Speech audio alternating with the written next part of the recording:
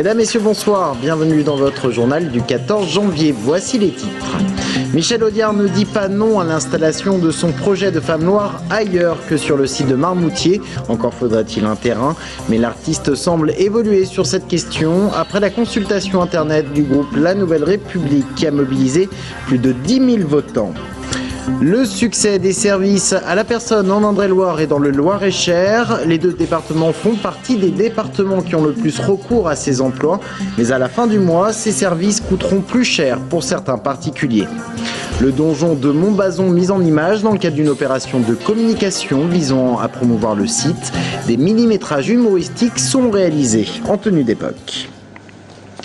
Nous vous dévoilions hier soir les résultats de la consultation internet du groupe La Nouvelle République sur le projet de Femmes Noires. Près de 12 000 participants et des résultats très serrés.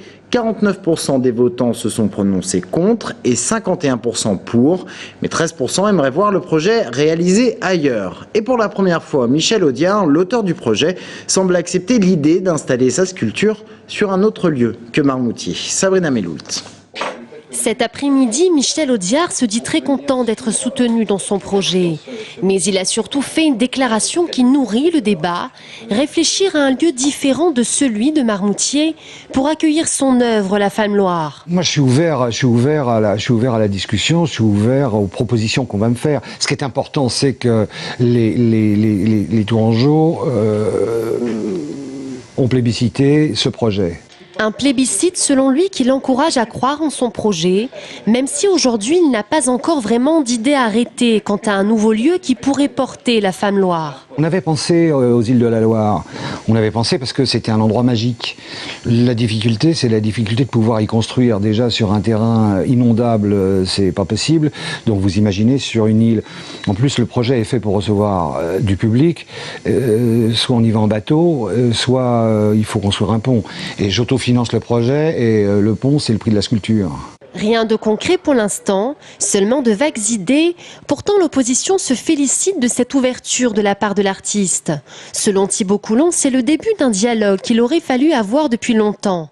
Moi, je suis très satisfait d'entendre les déclarations de Michel Audiard. Je suis surtout très satisfait de l'avoir rencontré hier soir. Et nous avons ouvert un dialogue, un début de dialogue. Et j'ai constaté en effet qu'il était ouvert à une réflexion pour trouver un autre lieu permettant d'accueillir La Femme Noire. Donc ça me semble tout à fait satisfaisant. Je pense qu'il faut maintenant faire une pause dans ce projet. Faire une pause et puis ouvrir une concertation avec la mairie de Tours, bien évidemment, puisqu'elle est la propriétaire du terrain. Le dialogue est ouvert. Si Michel Audiard et l'opposition sont en désaccord sur de nombreux points, il semble qu'ils restent en tout cas très attachés, l'un comme l'autre, au site de Marmoutier. Un pique-nique fraternel était organisé à midi place Jean Jaurès à Tours à l'appel de plusieurs syndicats professionnels et étudiants. Il a rassemblé plusieurs dizaines de personnes. Les militants ont interpellé les passants dans une ambiance conviviale. Objectif, défendre l'égalité des droits et le progrès social.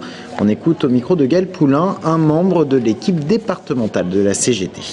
Alors ce qui nous amène à nous rassembler aujourd'hui, c'est dans le prolongement de la bataille des retraites, c'est pour réaffirmer notre opposition à toute régression sociale et à toute forme de rejet dans notre société, à savoir y compris le racisme, la xénophobie, etc. Ce n'est pas un contre-congrès du Front National. Le Front National est un parti politique qui est reconnu dans notre pays. Ce n'est pas un contre-congrès du Front National, c'est vraiment pour exprimer nos idées fortes de liberté, d'égalité, de fraternité et de progrès sociaux. Les services à la personne ont la cote en région centre. Regardez cette carte qui va arriver sur l'image. Le taux de recours à ces emplois avoisine les 12% contre 11% en moyenne en France. Et d'une manière générale, c'est tout l'ouest du pays qui est concerné, mais également l'ouest de la région centre. Les deux départements du Loir-et-Cher et de l'Indre-et-Loire ont des taux de recours aux services à la personne qui dépassent parfois les 13,5%.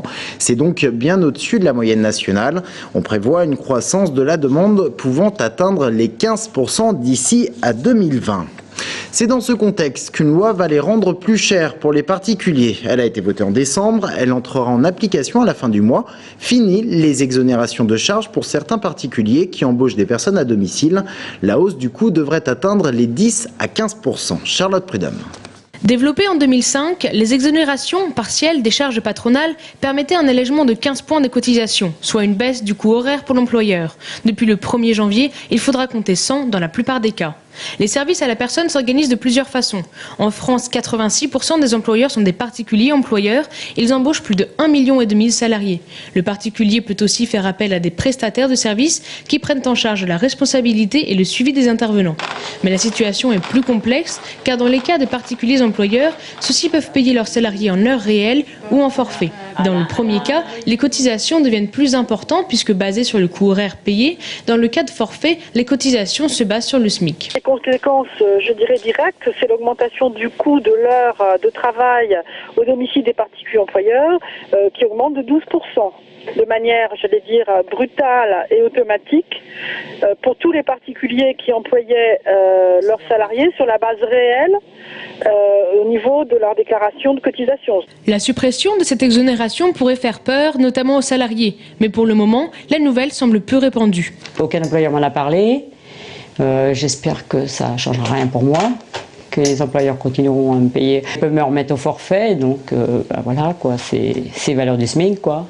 Donc c'est une baisse de retraite et si on est malade, une baisse aussi de remboursement de cotisation maladie. Touchées elles aussi par la fin de cette exonération, les entreprises et associations prestataires devraient cependant sortir leur épingle du jeu grâce à une nouvelle disposition. L'enlèvement de l'exonération de cotisation patronale pour service à la personne va disparaître. Ça nous fait quand même quelque chose de particulier, sauf que pour nous, elle va être remplacée par le dispositif loi Fillon. Donc selon nos premières estimations, ça ne changerait pas grand-chose. Face à cette nouvelle situation, la FEPEM, acteur principal du champ des services à la personne en emploi direct, veut rester confiante. Il faut faire confiance aux particuliers et respecter ce secteur économique et social à part entière qu'est le particulier employeur et son salarié. Nous sommes ensemble 5 millions de concitoyens et nous ne pouvons plus être négligés par les pouvoirs publics demain. Pour le moment, il est trop tôt pour tirer des conclusions puisque les premières fiches de paye version 2011 ne sont pas encore éditées et le décret d'application de la loi Fillon devrait être publié dans les prochaines semaines. Il reste donc encore un peu de temps pour tenter d'y voir plus clair. Montbazon, au sud de Tours, veut promouvoir son donjon. En février, un site internet sera mis en ligne. Il figurera des vidéos, des courts-métrages humoristiques en tenue d'époque. Ces films sont actuellement tournés au donjon. Objectif, promouvoir un site situé hors des circuits touristiques traditionnels. Julien Gauthier. C'est bon. Ok, wait. Clap. Bonjour et bienvenue à la forteresse de Faucon Noir. Je m'appelle Roland et Deux réalisateurs anglais, un décor moyenâgeux. Non, les Monty Python ne se sont pas reformés pour filmer la suite de Sacré Graal. Il s'agit du tournage de mini-clips vidéo pour faire la promotion de la forteresse de Montbazon, dite du Faucon Noir. Alors aujourd'hui, la promotion, elle vise effectivement à créer un vrai lien social. On se trouve des fois amené à visiter des châteaux où il n'y a pas de visite, où les gens font face un petit peu à une espèce de cloisonnement vis-à-vis de l'histoire. L'ambition est grande pour faire revivre le site historique. Alexandre et son équipe espèrent attirer 100 000 personnes pour la saison touristique à venir, en proposant chaque jour spectacles, visites guidées, ludiques et banquets. La promotion se fera principalement via le futur site internet, avec notamment ces vidéos éducatives et humoristiques réalisées par deux anciens de la BBC, amis d'Alexandre et surtout amoureux de la Touraine. Je suis venu ici en vacances et j'ai trouvé cet endroit vraiment superbe. Moi, j'adore la France, mais aussi j'adore à primeur la Loire et Tours. C'est une très belle ville. Du banquet médiévaux à la forteresse du Faucon Noir. À bientôt. Je vous embrasse.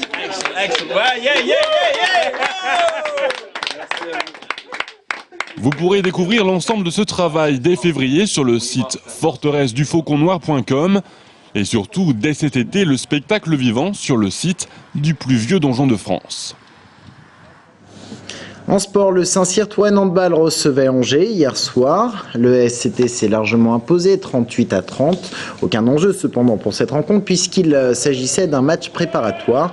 La LNH a en effet marqué une pause ce mois de janvier pour cause de championnat du monde. Alors quelle incidence cette pause peut avoir du côté des joueurs? Écoutez plutôt la réponse de l'entraîneur du SCT.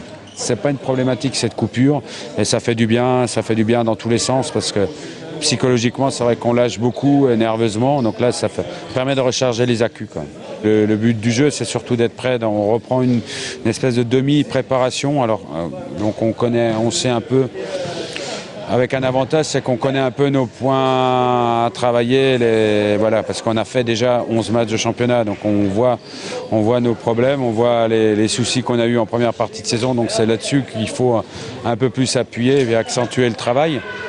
Propos recueillis par Virginie Petrus. En bref, le Tour Volleyball affrontera l'équipe du Dynamo de Moscou lors du premier tour des playoffs de la Ligue des Champions. Le tirage au sort a lieu aujourd'hui à Luxembourg. Les matchs auront lieu autour du 2 et du 9 février prochain.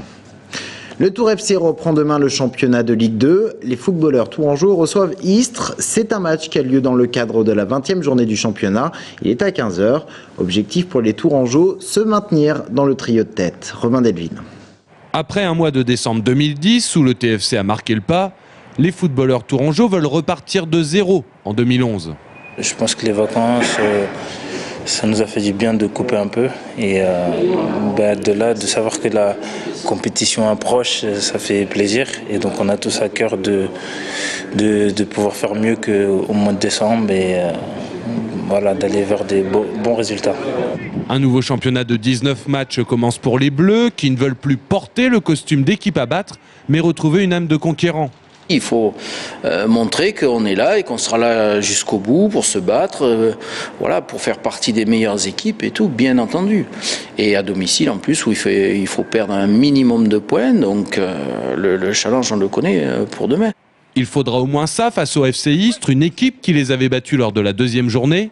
Si le TSC veut cultiver des ambitions, la défaite est interdite face au 15e du championnat de Ligue 2. Et on a perdu là-bas en ne faisant pas un bon match, donc on a perdu normalement je dirais, et bien sûr on ne peut pas perdre autant de points, donc, et surtout pas à domicile, donc il faut repartir du bon pied, il faut marquer un petit peu notre territoire, il faut marquer un peu notre ambition aussi pour cette deuxième partie. Le Tour Football Club veut donc repartir du bon pied dans ce championnat et conserver les avant-postes, et jouer une équipe istréenne en lutte avec les relégables pourrait bien être le meilleur révélateur. Que faire ce week-end en Touraine? Eh bien plein de choses, c'est à voir dans l'agenda de la rédaction, préparé et présenté par Anaïs Laurent. Et on commence cet agenda par les 25 ans de Radio Béton. Pensez à échauffer vos zygomatiques. Pour fêter l'occasion, l'équipe historique des grosses têtes de con revient enfin. Et puis si c'est la musique de Béton qui vous a toujours plu, vous allez être servi avec la diffusion de plusieurs concerts. Il y a également de nombreux cadeaux à gagner.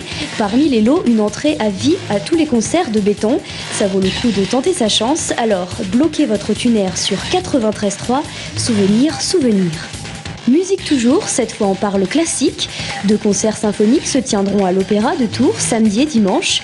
Amateurs ou tout simplement curieux, venez découvrir La Damnation de Faust d'Hector Berlioz et Faust Symphonie de Franz Liszt, une première à Tours. Et puis un rendez-vous assez inattendu entre Tours et Chambray, le concours national de tuba. Pas la peine de préparer vos palmes, ça ne se passera pas dans la Loire, mais dans plusieurs salles de l'agglo. Ce soir par exemple, c'est au Petit Faucheux qu'il faut aller pour assister au concert de European Tuba Trio. Et on termine cet agenda avec un stage un peu spécial. Si vous avez toujours rêvé d'arts martiaux et de combat, rejoignez le maître d'aïkido Nebi Vural Sensei à jouer les tours. Tous les niveaux sont acceptés, mais assurez-vous tout de même d'être suffisamment armé pour pouvoir suivre. Je vous souhaite à toutes et à tous un excellent week-end. Et on termine ce journal avec une autre idée pour votre week-end. Il s'agit d'un spectacle à l'espace Malraux intitulé Traces de la compagnie canadienne Les 7 doigts de la main. L'œuvre est un mélange de cirque, d'acrobatie, de danse et de musique, le tout chorégraphié. Les artistes utilisent des agrès empruntés au milieu urbain. Et c'est à voir donc à l'espace Malraux ce soir et demain soir à 20h30. Fin de cette édition, merci de l'avoir suivi. Dans un instant, nous parlons du sujet de la démographie en Touraine avec un géographe. Restez avec nous.